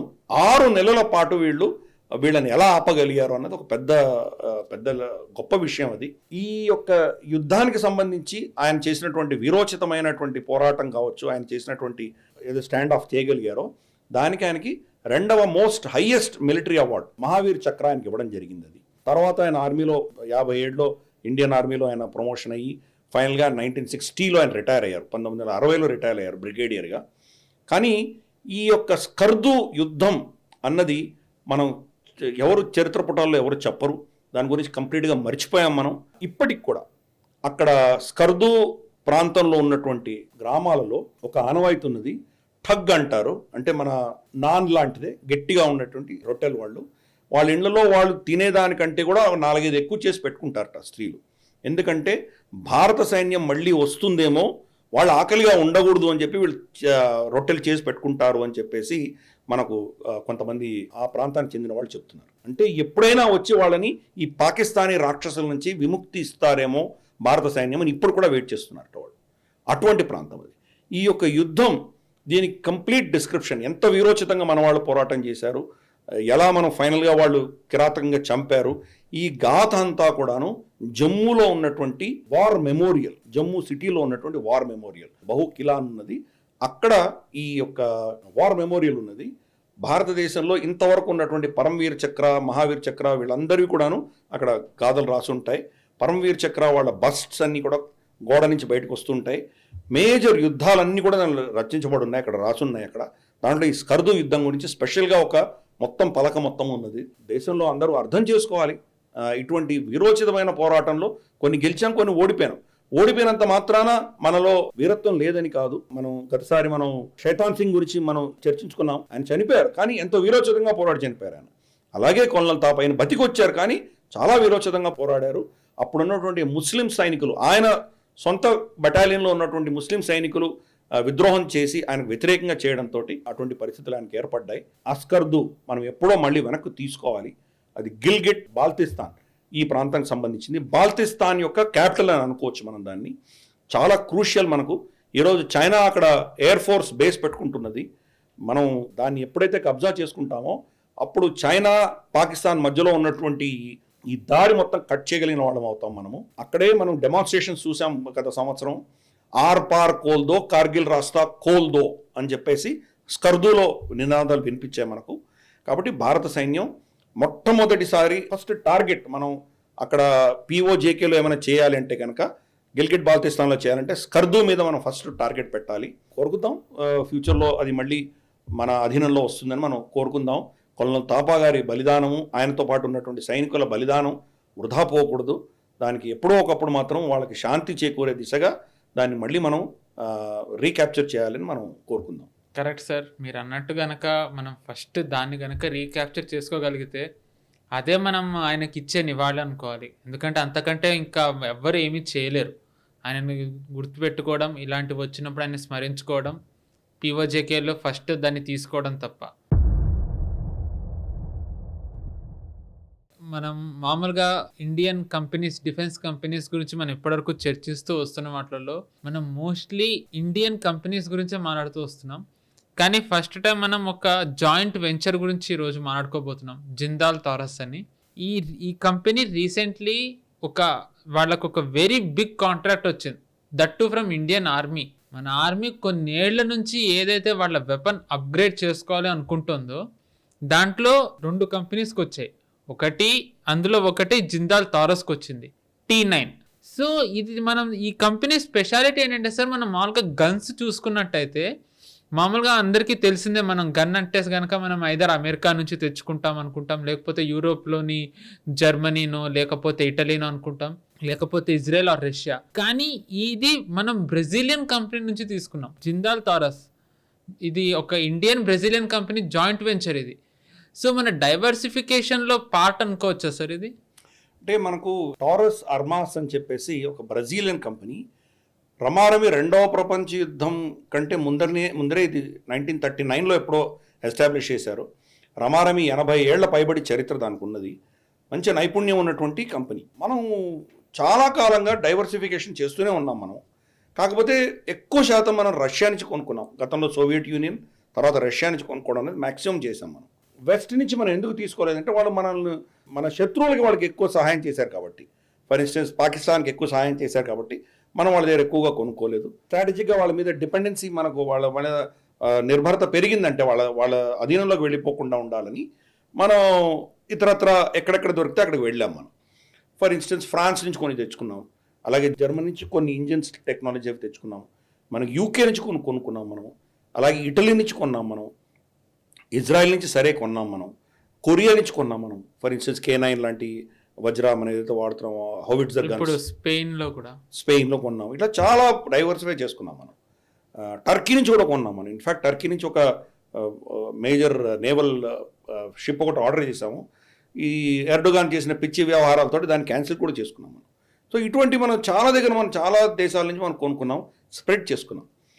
ఒక లెవెల్లో చూస్తే చాలా మంచి పరిణామమే అది. కానీ స్ట్రాటజిక్ లెవెల్లో చూస్తే కనుక ఇన్ని వివిధ ప్రాంతాల నుంచి మీరు తెచ్చుకున్నప్పుడు వాటిని అనుసంధానం చేయడం చాలా ఇబ్బంది అవుతుంది. కానీ బ్రెజిల్ నుంచి ఈ ఏదైతే టారస్ ఆర్మాస్ అని ఉన్న కంపెనీ ఉన్నదో వాళ్ళది జిండాల్ స్టీల్, వీళ్ళిద్దరి మధ్యలో ఉన్నటువంటి జాయింట్ వెంచర్లో పిస్టల్స్ మీద ఫోకస్ చేశారు. పిస్టల్స్ చాలా ఇంపార్టెంట్. క్లోజ్ కాంబాట్లో మనకు పిస్టల్స్ కూడా ఇంపార్టెంట్. సరే ఇన్సాస్ రైఫల్స్ ఉన్నాయి, వాటిని కొంచెం దూరం అయితే ఫైర్ చేయొచ్చు. కొన్ని మరీ హ్యాండ్ టు హ్యాండ్ కాంబాట్ వచ్చినప్పుడు లేదా రూమ్ టు రూమ్ ఫైట్ చేసినప్పుడు పిస్టల్స్ చాలా అవసరం ఉంటాయి మనకి. కాబట్టి పిస్టల్స్ కూడాను మనం గతంలో ఇంపోర్ట్ చేసుకునేవాళ్ళం. అలాగే ఇందాక చెప్పినట్టు ఇజ్రాయెల్ నుంచో లేదా ఫ్రాన్స్ నుంచో ఎక్కడి నుంచో ఇంపోర్ట్ చేసుకునేవాళ్ళం. బ్రెజిల్ నుంచి మనం ఇది ఒక జాయింట్ వెంచర్ పెట్టుకొని ఇది చేయడం జరిగింది. దాంట్లో T9 అన్నటువంటి ఒక ప్రోడక్ట్ వాళ్ళది, మన సైనిక దళాలు దాన్ని ఆర్డర్ ఇవ్వడం జరిగింది. రమారమి 550 ఒక యూనిట్స్ వాళ్ళు ఆర్డర్ ఇవ్వడం జరిగింది. అరౌండ్ 4 కోట్ల పైబడి ఒక ఆర్డర్, ఇనీషియల్ ఆర్డర్ ఇది సక్సెస్ అయిందంటే బహుశా ఇంకా రిపీట్ ఆర్డర్స్ వచ్చేటువంటి అవకాశాలు ఉన్నాయి. సో ఇది ఒక మేడ్ ఇన్ ఇండియానే కాకుండా మేక్ ఇన్ ఇండియా సక్సెస్ కూడా మనం భావించాలి. ఆ జాయింట్ వెంచర్ వల్ల ఆ టెక్నాలజీ అబ్జార్ప్షన్ కావచ్చు, దానికి సంబంధించిన స్టీల్ మళ్ళీ జిండాల్ స్టీలే సప్లై చేస్తుంది లోకల్గా. వాళ్ళ టెక్నాలజీ ఉండొచ్చు కానీ దానికి కావాల్సిన మెటీరియల్ మళ్ళీ వీళ్ళే సప్లై చేసే దిశగా ఉంటుంది. కాబట్టి ఎప్పుడైతే ఈ ఆర్డర్ వచ్చిందో ఇమ్మీడియట్గా జిండాల్ స్టీల్ యొక్క షేర్ వాల్యూ కూడా బాగా పెరిగింది అది. సో ఈ యొక్క జాయింట్ వెంచర్ అన్నది మనకు ఒక డీరిస్కింగ్ అంటాం కదా, ఆ దిశగా చాలా అద్భుతంగా పనిచేసింది. ప్లస్ బ్రెజిల్ మనకి ఎనివే పార్ట్నర్. ఎందుకు మనం బ్రిక్స్లో ఉన్నాం కదా, బ్రిక్స్లో బ్రెజిల్, రష్యా, ఇండియా, చైనా ఈ దేశాలే కదా దాంట్లో ఉన్నది. అఫ్కోర్స్ ఇప్పుడు ఇంకా కొన్ని దేశాలు యాడ్ అయ్యాయి కానీ కీలకంగా వీళ్ళే కాబట్టి వీళ్ళలో టెక్నాలజీ ట్రాన్స్ఫర్స్ అన్నది కూడా చాలా కీలకం. దాంట్లో అఫ్కోర్స్ మనం చైనా దగ్గర నుంచి మనం ఎలాగో తీసుకోము. సౌత్ ఆఫ్రికా నుంచి కూడా కొంత గతంలో తీసుకున్నాం మనం, ఇప్పుడు బ్రెజిల్ నుంచి కూడా తీసుకుంటున్నాము. సో మన లాభసాటిగా ఉన్న టెక్నాలజీస్ మనం తీసుకుంటున్నాం. అలాగే క్రిటికల్ టెక్నాలజీస్లో మనం ఒకరి మీద ఆధారపడకుండా ఉండడానికి కోసం, ఫర్ ఇన్స్టెన్స్ మనకు ఫైటర్ జెట్స్ కనుక అమెరికా నుంచి F-16 ఏమైనా తీసుకున్నామంటే నిజంగా పాకిస్తాన్తో యుద్ధం వచ్చినప్పుడు అవన్నీ వాళ్ళు స్విచ్ ఆఫ్ చేస్తారు, మనం ఏమీ పని చేయవు. అందుకని వాళ్ళ దగ్గర అటువంటి మనం కొనం. ఏదో అపాచీ హెలికాప్టర్ లాంటివి కొన్నాం, మళ్ళీ దాన్నే మన భారతదేశంలో ప్రచండ పేరిట మనం తయారు చేసుకున్నాం. కాబట్టి ఇటువంటి యొక్క డీరిస్కింగ్ భాగంగానే బ్రెజిల్తో కూడా మనం ఒప్పందం పెట్టుకోవడం అనేది జరిగింది. ఈ జాయింట్ వెంచర్ సక్సెస్ఫుల్గా దీన్ని టెక్నాలజీ అబ్జార్ప్షన్ చేసుకుని రేపటి రోజు భారతదేశంలోనే మళ్ళీ ఇంకా కొత్త క్యాలిబర్స్ ఉన్నటువంటి అద్భుతమైనటువంటి అడిషనల్ మోడల్స్ తీసుకొస్తారని వాళ్లకు మనం కంగ్రాచులేట్ చేద్దాం. Correct sir. కానీ మనం కనుక జిందాల్ టారస్ చూసినట్టయితే మనం ఇంకొక కంపెనీతో మనం కంపేర్ చేయొచ్చు సార్, L&T. మనం లాస్ట్ వీకే డిస్కస్ చేసుకున్నాం జొరావర్ ట్యాంక్ది, L&T దాంట్లో ఎంత కీ రోల్ ఉందో. కానీ జొరావర్ ట్యాంక్లో ప్రాజెక్ట్లో ఇన్వాల్వ్ అయ్యే ముందర ఇదే L&T వజ్రా సౌత్ కొరియన్ దాంట్లో వాళ్ళు టెక్నాలజీ ట్రాన్స్ఫర్ ద్వారా వాళ్ళు ఇక్కడ మ్యానుఫ్యాక్చర్ చేశారు ఆ అనుభవంతోనే వాళ్ళు ఇప్పుడు జొరావర్ ట్యాంక్ని వాళ్ళు చాలా కీ రోల్ పోషించారు నిజానికి చెప్పాలంటే దాని ఇంత ఫాస్ట్ పేస్లో రావడంలో. సో ఏ ఎక్స్పీరియన్స్ అయితే ఇప్పుడు జిందాల్ కంపెనీకి టారస్తో మ్యానుఫ్యాక్చర్ జాయింట్ వెంచర్లో వస్తుందో దీంతో మనం ఫ్యూచర్లో ఇంకా రకరకాల గన్స్, అంటే ఇప్పుడు ఓన్లీ సబ్మెషిన్ గన్నే ఉంది కానీ గన్స్లో ఇంకా చాలా ఉంటాయి, like pistol, assault rifles, even machine guns. ఈ వీటిలలో ఇంకా వీళ్ళకి గనక ఎక్స్పీరియన్స్ వచ్చినట్టయితే మనం ఇంకా ఫ్యూచర్లో ఇంకా జాయింట్ వెంచర్ కానివ్వండి, ఫారెన్ డిపెండెన్సీ కానీ మనం ఇంకా తగ్గించుకోవడం, ఆర్ వీలైతే మన ఓన్ ఆత్మనిర్భర్ మీదే ఇంకా ఉండొచ్చు అనుకోవచ్చా? ఎందుకంటే ఇది ప్రైవేట్ కంపెనీ. కరెక్ట్. టెక్నాలజీ అబ్జార్ప్షన్లో ఉంటుంది ట్రిక్ అంతా కూడా.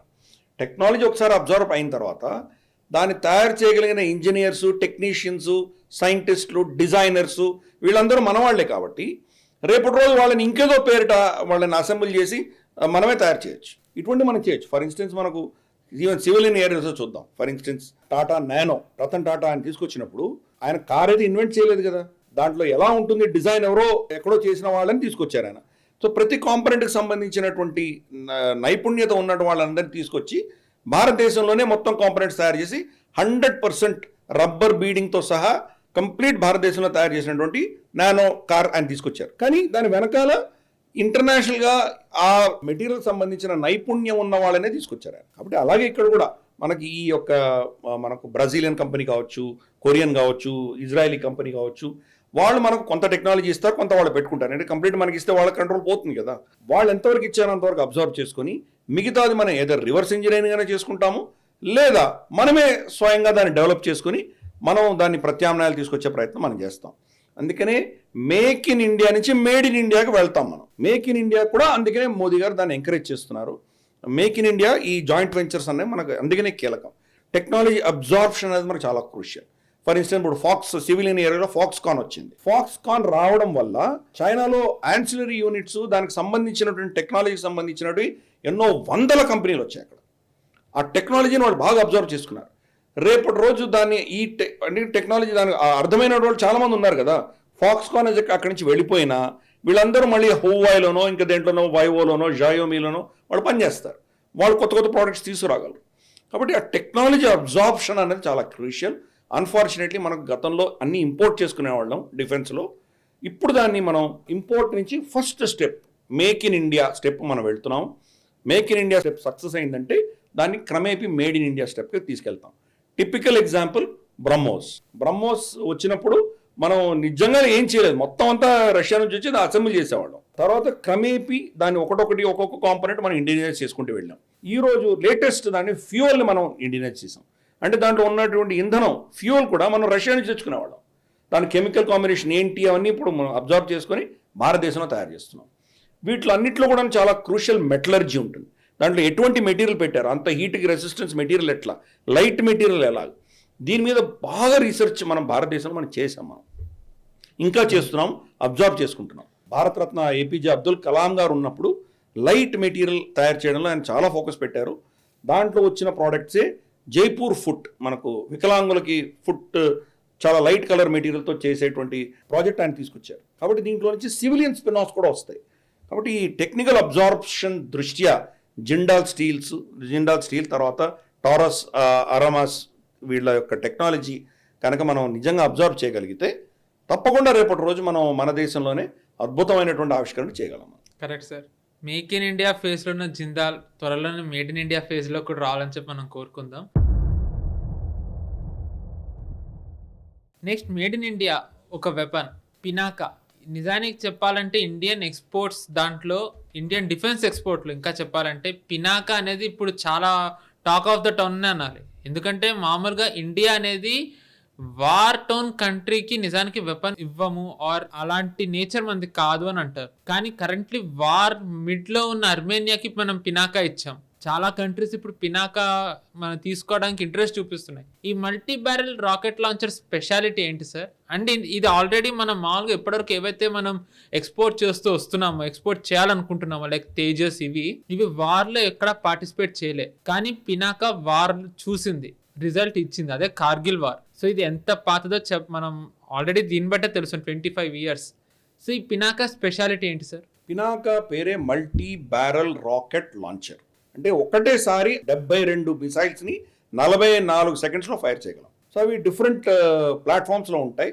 అంటే మన ట్రక్స్ లాంటివి ఉంటాయి, వాటిలో పెట్టి ఫైర్ చేయొచ్చు. అవి రమారమి ఒక స్క్వేర్ కిలోమీటర్ ప్రాంతంలో ఉన్న ఏదీని కూడా మనం కంప్లీట్గా డిస్ట్రాయ్ చేయగలిగినటువంటి కెపాసిటీ ఈ 72 మిసైల్స్తో మనం కొట్టేయచ్చు. ఫర్ ఇన్స్టెన్స్ ఒక వాళ్ళ సైనిక స్థావరం ఉంది, వాళ్ళ క్యాంటన్మెంట్ ఉంది, ఆర్ వాళ్ళ ఏదో మన మిసైల్ సైలోస్ ఉన్నాయి, లేదా వాళ్ళ న్యూక్లియర్ ఫెసిలిటీస్ ఉన్నాయి. వీటిని మనం ఛేదించాలంటే కనుక 72 రాకెట్లు కొట్టామంటే కనుక ఒక స్క్వేర్ కిలోమీటర్ పరిధిలో ఉన్నటువంటి ఏవీ బతకవు, అన్నీ ధ్వంసం అయిపోతాయి. అద్భుతమైనటువంటి యాక్యురసీతో కొట్టగలిగినటువంటి కెపాసిటీ దీనికి ఉన్నది. ఇది పినాకాలో ఉన్నటువంటి ఫస్ట్ మనం కార్గిల్ యుద్ధం చేసినప్పుడు మనకు ఉన్నటువంటి కెపాసిటీ ప్రకారం 35-40 కిలోమీటర్ల దూరంగా కొట్టగలిగినటువంటి కెపాసిటీ మనకు ఉండింది. అది క్రమేపీ దాన్ని ఇంక్రీజ్ చేసుకుంటూ వెళ్ళాం మనం. ప్రస్తుతానికి మన దగ్గర ఆపరేషన్గా ఉన్నది 60-90 కిలోమీటర్ల డిస్టెన్స్లో ఉన్నటువంటివి ఆపరేషనల్గా మనకు ఆల్రెడీ ఉన్నాయి. ఆర్డర్స్ ఇస్తోంది ప్రభుత్వము. కానీ రీసెర్చ్ జరుగుతోంది. 120 కిలోమీటర్ల దూరం దాకా కొట్టగలిగిన పినాకా మల్టీ బ్యారల్ రాకెట్ ఏదైతే ఉందో అది టెస్టింగ్ అవుతోంది. అంటే ఆల్రెడీ తయారైపోయింది, ప్రోటోటైప్స్ తయారైనాయి. డిఫరెంట్ కండిషన్స్లో వర్షం వస్తే ఎలా కొడతారో, గాలి దుమారం ఉన్నప్పుడు ఎలా వెళ్తుంది. ఎందుకంటే ఇది వెళ్తున్నప్పుడు ఎయిర్ రెసిస్టెన్స్ ఉంటుంది, ఎదురుగా గాలి వస్తున్నప్పుడు కూడా యాక్యురేట్గా వెళ్ళి కొట్టగలగాలి. ఎటువంటివన్నీ టెస్ట్ చేస్తున్నారు. 120 కిలోమీటర్ దూరంగా వెళ్ళంగానే దాని వేగం తగ్గిపోయింది, స్పీడ్ తగ్గిపోయిందంటే దాని ఎఫెక్టివ్నెస్ ఉండకపోవచ్చు. కాబట్టి దాన్ని ఎలా చేయాలి, ఇవన్నీ కూడా దానికి సంబంధించినటువంటి ప్రోటోకాల్స్ అనే టెస్టింగ్ అవుతోంది 120. ఇంకొకటి డెవలప్మెంటల్ స్టేజ్లో ఉంది, 200 కిలోమీటర్ దూరంలో కొట్టాలని చెప్పేసి ఒక డెవలప్మెంట్ స్టేజ్లో ఉంది. ఇవన్నీ కూడాను మనకు ఓవర్ పీరియడ్ ఆఫ్ నెక్స్ట్ బహుశా ఒక 2-3 సంవత్సరాల్లో మనకి ఇవన్నీ కూడాను బయటికి రాబోతున్నాయి. కాబట్టి పినాకా అన్నది మన దగ్గర ఉన్నటువంటి ఒక అద్భుతమైన అస్త్రం ఇది. ప్లస్ దీనికి కమాండ్ కంట్రోల్స్ ఎలా ఉన్నాయంటే 200 మీటర్ల దూరంలో మనం, అంటే వాళ్ళు మన మీద అటాక్ చేస్తే కూడా తట్టుకొని మనం దాన్ని రిప్లై చేయగలిగినటువంటి దూరంలో మనం ఉండి దీన్ని ఆపరేట్ చేయగలం, రిమోట్గా ఆపరేట్ చేయగలం. ఒకవేళ వీళ్ళకు ఉన్నటువంటి ఈ యొక్క బ్యాటరీస్లో ఒక బ్యాటరీ దెబ్బతినిందంటే మిగతా బ్యాటరీ ఇండిపెండెంట్గా కూడా ఫైర్ చేయగలిగిన కెపాసిటీ పెట్టాం. అంటే అన్ని ప్రోటోకాల్స్ దానికి పెట్టుకున్నాం మనం. ప్లస్ ఇదేంటంటే ఆల్మోస్ట్ 90 డిగ్రీల రేడియస్లో తిరగలదు, ఎక్కడైనా అక్కడ తిరగలదు. ఒకటే బ్యారల్ రాకెట్ ఇక్కడ ఫైర్ చేసి మళ్ళీ ఇక్కడ ఫైర్ చేసి ఇటు ఫైర్ చేయగలదు, కంటిన్యూస్గా అది ఎటైనా ఫైర్ చేయగలదు. అంటే రమారమి 2 సెకండ్స్లో ఒకటి ఫైర్ చేయగలదు లిటరల్గా. అటువంటి కెపాసిటీ ఉన్నది. 55 డిగ్రీల ఎలివేషన్లో కొట్టగలదు. సో ఇటువంటి కెపాసిటీ అన్నది చాలా తక్కువ దేశాల్లో ఉన్నది.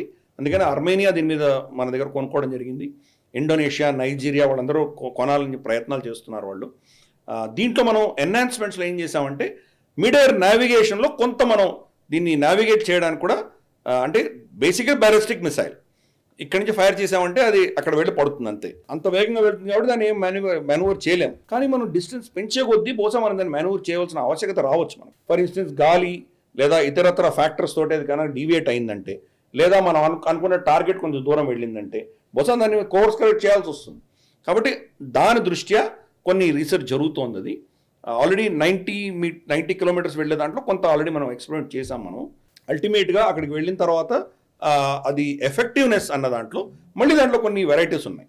ఒకటి టైమర్, అంటే ఇప్పటి నుంచి అది అక్కడ వెళ్ళడానికి బహుశా 7 సెకండ్లో 10 సెకండ్లో పడుతుంది. 10 సెకండ్ల తర్వాత డిటోనేట్ అవ్వమని చెప్తాం మనం. 10 సెకండ్ల తర్వాత అది రీచ్ అయినా అవ్వకపోయినా డిటోనేట్ అయిపోతుంది, టైమింగ్ పెట్టచ్చు.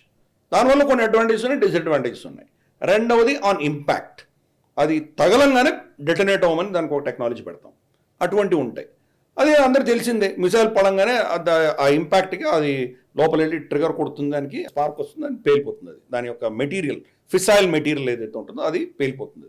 మూడోది ఏంటంటే అది ప్రాక్సిమిటీ, దగ్గర దాకా వచ్చిన తర్వాత డిటోనేట్ అవుతుంది. అంటే దాని కనుక్కోండి, అది ఆల్రెడీ దాన్ని ఏమంటారంటే మన రెడార్లో నుంచి మన శాటిలైట్ నుంచి అనుసంధానం చేసుకుని అబ్జర్వ్ చేస్తూ ఉంటుంది.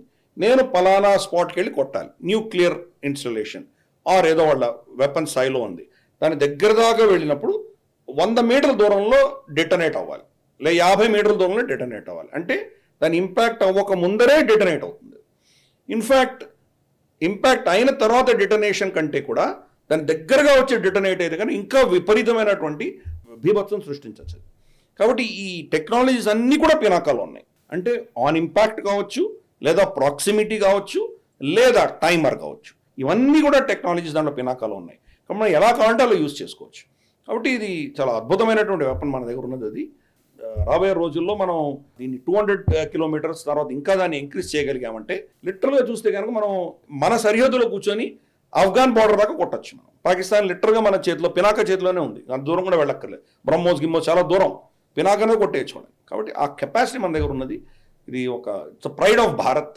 కాబట్టి దీన్ని మనం నిజంగా అభినందించాలి. దాన్ని మన ప్రజలందరూ, మన ప్రేక్షకులందరూ తెలుసుకుంటే చాలా అద్భుతంగా ఉంటుంది. మనం ఇంట్రొడక్షనే ఇస్తున్నాం వీటన్నిటికీ కూడాను. దీంట్లో చాలా టెక్నాలజీ ఉంది, చాలా వేరియంట్స్ ఉన్నాయి, చాలా దీనికి సంబంధించిన రీసెర్చ్ చాలా ఉన్నది. మన ప్రేక్షకులకి జనరల్గా ఏంటంటే మనం చెప్తున్నదంతా కూడా పరిచయం చేస్తున్నాం మనం. దాని మీద ఆసక్తి ఉన్నవాళ్ళు ఇంకా ఫర్దర్గా దీన్ని రీసెర్చ్ చేసి నలుగురు చెప్తే బాగుంటుందని మన అభిప్రాయం. Correct sir. మీరు ఇందాక అన్నట్టు పినాకా ప్రైడ్ ఆఫ్ ఇండియా అనడానికి ఒక ఎగ్జాంపుల్ ఏంటంటే, మామూలుగా మన ఆర్మీ ఎనీథింగ్ వాళ్ళు మల్టిపుల్వి వాళ్ళు పెట్టుకుంటారు. ఇప్పుడు మిసైల్స్ చూసుకున్నట్టయితే కనుక వాళ్ళు మీడియం రేంజ్వి వాళ్ళకి బ్యారాకేట్తో పాటు ఆకాష్ ఉంది. ఈ అసాల్ట్ రైఫిల్స్ AK-203తో పాటు వాళ్ళు 6 ఇవి చాలా పెట్టుకున్నారు. ఈయనవే ట్యాంక్స్ కూడా అంతే, అర్జున్ ఉంది, T-90 ఉంది, T-72 ఉంది. సరే, లైట్ వెయిట్ జొరావర్ వచ్చింది. మైన్ రెసిస్టెంట్లో కూడా మనం చాలా పెట్టుకున్నాము, ఆర్మర్డ్ వెహికల్స్లో చాలా ఉన్నాయి. కానీ మనకి ఆర్టిలరీలో మల్టీ బ్యారెల్ రాకెట్ లాంచర్లు వచ్చేసి మనకి రెండు ఎప్పుడో ఆర్డర్ చేసుకున్న రష్యన్ మేడ్ BM ఒకటైతే, BM సిరీస్ 12 or 21 అదొకటైతే, ఇంకోటి పినాకానే. ఆ పినాకానే మీరు అన్నట్టుగా టెస్టులు చేస్తున్నాం, ఇంకా ఇంప్రూవ్ చేసుకుంటూ వెళ్తున్నాం. అంటే దీని ఎఫెక్టివ్నెస్ ఎంత ఉందనేది, ఇది ఎంత మనకి ఎసెట్ అనేది ఇది ఒక్కటే చెప్తుంది. ఈ కంపారిజన్ చూసుకున్నట్టయితే ఎఫెక్టివ్నెస్ కాదు, కాస్ట్ ఎఫెక్టివ్ కూడా. ప్రమాణమే 1/5 కాస్ట్. మనం ఇంపోర్ట్ చేసుకున్న దానికంటే ఇది 1/5 కాస్ట్ వస్తుంది. ఒక బ్యాటరీ ప్రమాణమే $2.3 million ఏమో వస్తుంది మనకి. బయట ఇంపోర్ట్ చేసుకుంటే $20 million ఉంది. So cost effectiveness. రెండవది, మనం ఇంటర్నేషనల్లీ చాలా కాంపిటేటివ్. ఎందుకంటే ఆ ధరలో ఎవరు ప్రొవైడ్ చేయలేరు ప్రపంచంలో. అందుకని మనకు లిటరల్గా మనం కాంపిటీషన్లో మనమే ముందుగా ఉంటాం మనం. సో మనకు ఫారెన్ ఎక్స్చేంజ్ రిజర్వ్ వస్తుంది. మన డిఫెన్స్ ఎక్స్పోర్ట్స్లో కూడా ఇది చాలా కీలకంగా మనకు ఒక విధమైనటువంటి అసెట్గా ఉంటుంది అది. కాబట్టి ఇన్ ఆల్ రెస్పెక్ట్, ఏ యాంగిల్లో చూసినా కానీ కూడా ఇది ఒక పెద్ద మనం గర్వించదగ్గటువంటి మన దగ్గర ఉన్నటువంటి ఒక అస్త్రం. Correct sir. పినాకా కేవలం ప్రైడే కాదు, ఎసెట్ కూడా అని మీరు ఇప్పుడు చెప్తున్నారు. Right sir, thank you very much. చెప్పట్లని ఎంతో వాల్యుబుల్ ఇన్ఫర్మేషన్ ఈరోజు ప్రేక్షకులకు అందించారు మీరు. చూశారు కదా, ఇది వాటి డిఫెన్స్ రౌండప్. ఇవాటి డిఫెన్స్ రౌండప్ ఎలా అనిపించిందో కామెంట్స్ రూపంలో మాకు తెలియజేయండి. ఈ వీడియోని లైక్ చేయండి, నేషనల్ స్టాప్ ఛానల్ని సబ్స్క్రైబ్ చేయండి. అలాగే NH Prime అనే OTT ప్లాట్ఫామ్ మీ ముందరకు ఆల్రెడీ వచ్చేసింది August 15th. NHprime.in వెళ్ళి రిజిస్టర్ చేయండి. అద్భుతమైన కంటెంట్ NH Primeలో ఉంది, ఇంకా రాబోతోంది. ఎలా అయితే నేషనల్ స్టాప్ని చూస్తూ, లైక్ చేస్తూ, షేర్ చేస్తూ ఆదరిస్తున్నారో, అలాగే NH Primeని రిజిస్టర్ చేసుకుని 10 మందికి NH Prime గురించి చెప్పి వాళ్ళ చేత కూడా రిజిస్టర్ చేయిస్తారని మేము కోరుకుంటున్నాము. వచ్చేవారం మరో డిఫెన్స్ రౌండప్ ఎపిసోడ్లో మళ్ళీ కలుసుకుందాం. నమస్తే.